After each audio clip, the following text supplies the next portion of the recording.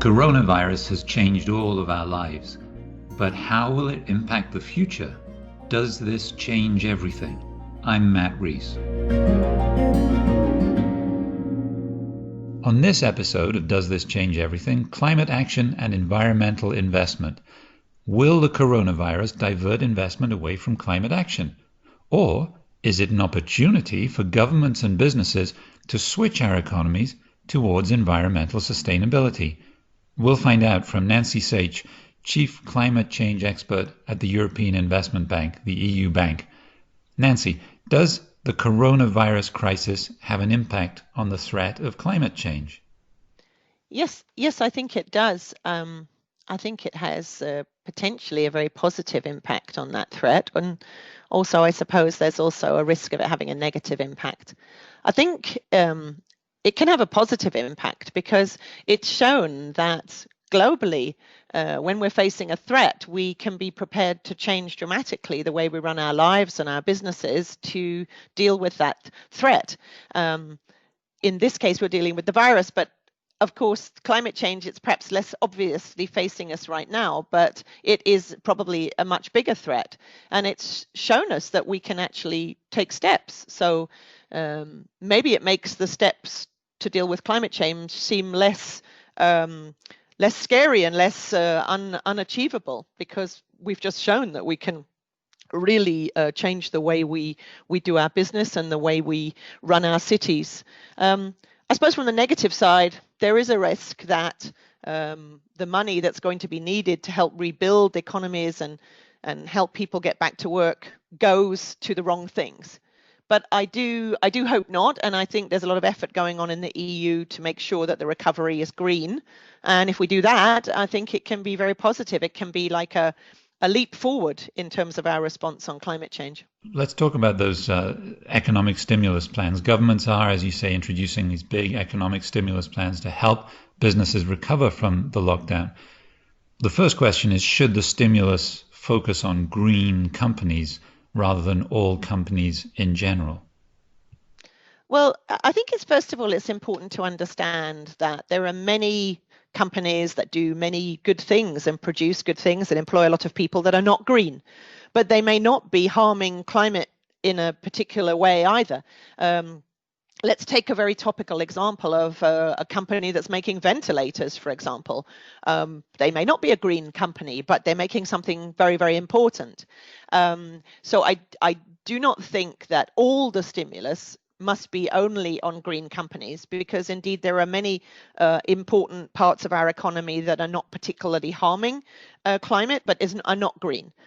On the other hand, I think if we use the stimulus to support companies that are high emitting and are continuing to emit a lot of greenhouse gas and are not making an effort to transition, then that would be a mistake.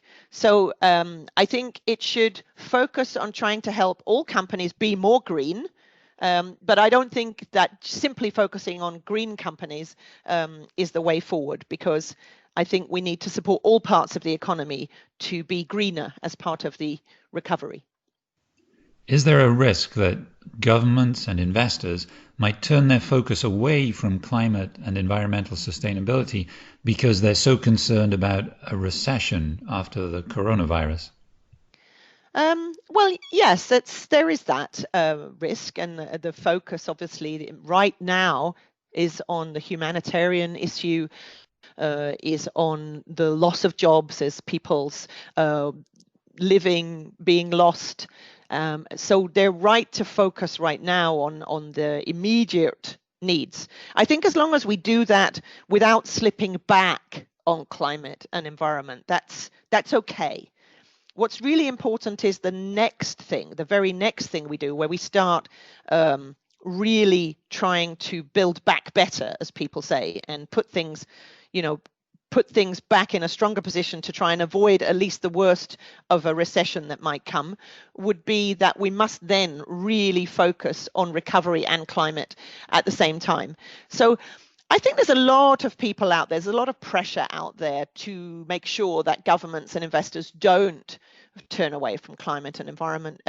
If for nothing else, that many people have seen including younger people, perhaps what the world might be like and how wonderful it would be to live in cities where, you don't have so much air pollution and you don't have so much traffic. And perhaps it's given also some hope to some of these younger members of society that actually there is really a way to get to a much better sort of way of living. And they're putting a lot of pressure on governments and investors to absolutely not turn away from climate and environment. So I don't think they will turn their focus away, because I think there's sufficient pressure not to do that. You mentioned there in the lockdown, yes, we've all used our cars much less. Oil prices have collapsed during this lockdown. What does this mean for the future of climate change? Yes, that's a very strange thing that's happened, of course, and a lot of things could happen as a result. I think the most important thing is we come back to where we use the public money to go forward.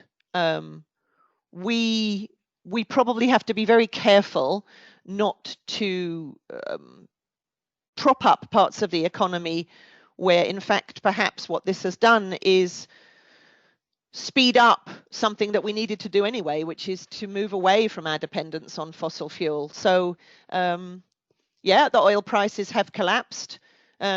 But that's also because we've been using our cars much less. And for example, I saw President Macron from France talking about how all the effort must be now in car manufacturing for electric cars in France.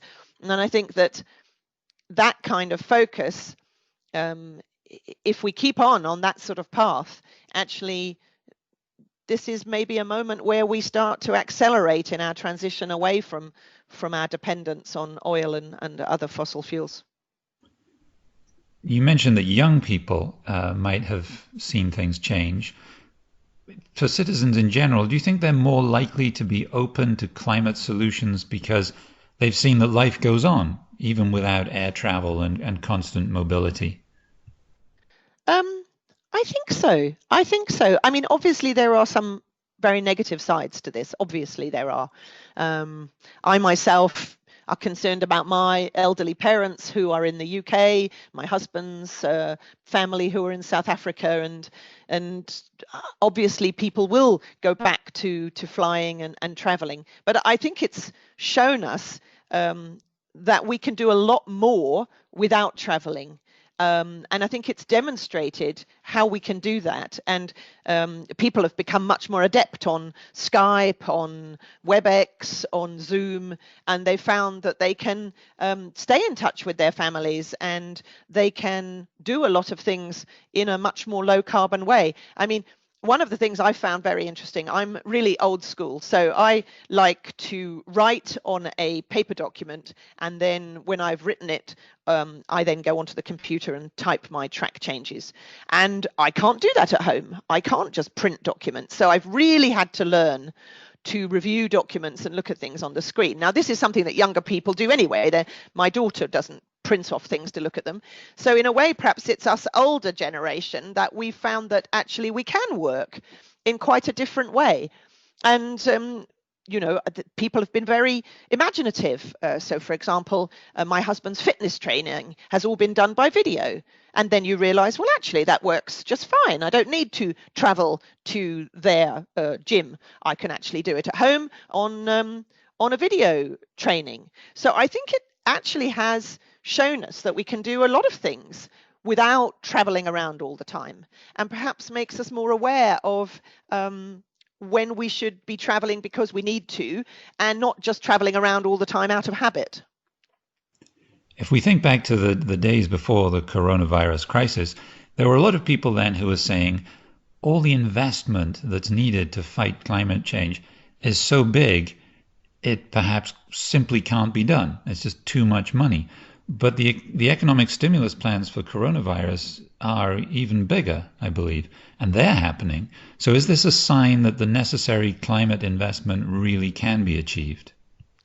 Absolutely. Absolutely. It always could be achieved. It's just that there is an inertia in the system where we tend to continue investing in the same things, and it takes a long time to shift money to greener and transition activities.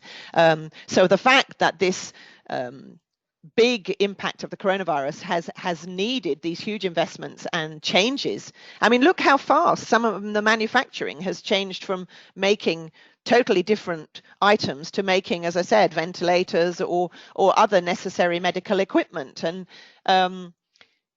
that's been much faster than many of the investments that were needed for climate. And we've seen we can do it. I think we've surprised ourselves. Perhaps we were a little bit slow to start at the beginning of the year as the messages came out of China. But when it became clear that manufacturing needed to change, manufacturing did change. And indeed, I think it has shown up in clear relief that actually we can do this, we can address climate change. The investment potential is there with, for example, the EU Sustainable Finance Action Plan and many things that are going on with the green recovery.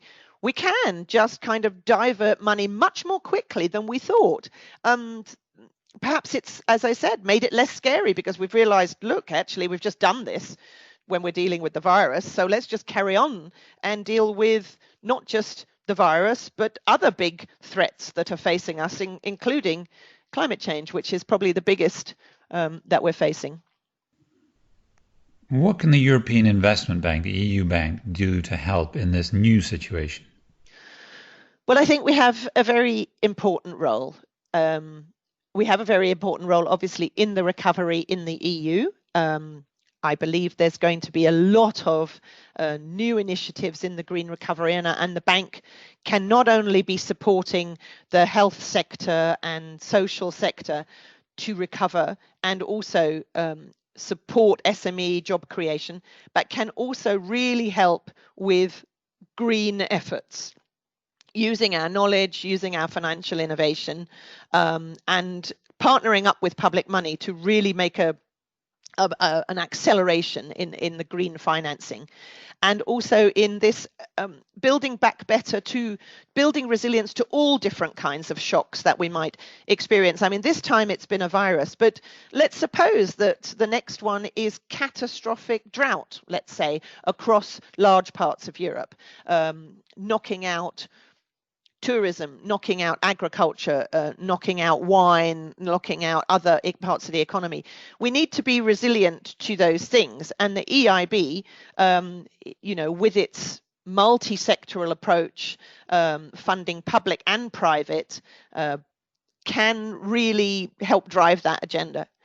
And then, of course, we are a global multilateral development bank. We are the EU's development bank. And so we can also really take this forward in developing countries and help them not only with the health crisis, which obviously they need a lot of help with, but also through our credit lines, the small businesses, but critically also helping those countries also build resilience to other big health impacts, but also climate change and environmental degradation.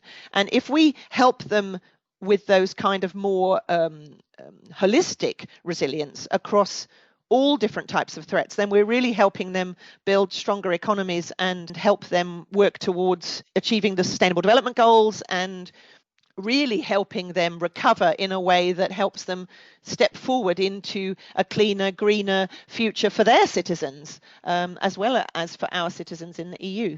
Thank you, Nancy Saich, Chief Climate Change Expert at the European Investment Bank, the EU Bank. This is Does This Change Everything? From the European Investment Bank, the EU Bank.